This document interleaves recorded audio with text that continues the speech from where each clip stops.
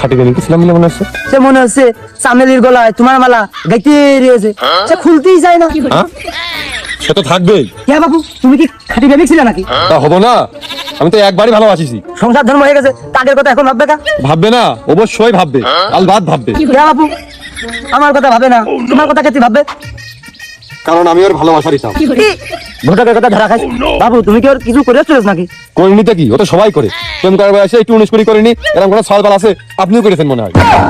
এই যে মানে সমান সমানই হইলো, মনটার ভিতরে তার ভালো থাকতে না। খালি বাবু কি কি করেছো? মেলা কিছু।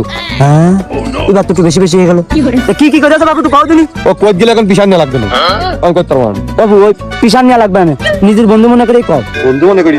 তাহলে বন্ধু শোন, আয় কাছে আয়। তাহলে মনে করবে মাল কিন্তু খারাপ না। ও সে ছোটকাল তো আমি একসাথে দেখে রেখে আসছিস না, কত মারাটুলি খেলেছি যেমিন সেমিন। এখন যখন বড় হলাম, ভালোবাসতে শিখলাম, এখন দেখলাম আসলে ভালো মাদের মধ্যে মানে সলিড মাদের মধ্যে কিন্তু ফ্যামিলি আছে। কথা ঠিক না বন্ধু? হ্যাঁ, এখন ভালো যখন বাসিছি, কত চাটনি কিনে দিয়েছি, ভাজা কিনে দিয়েছি, আবার যখন শিশুবেলাকে পড়ি ওর বই কিনে দিয়েছি।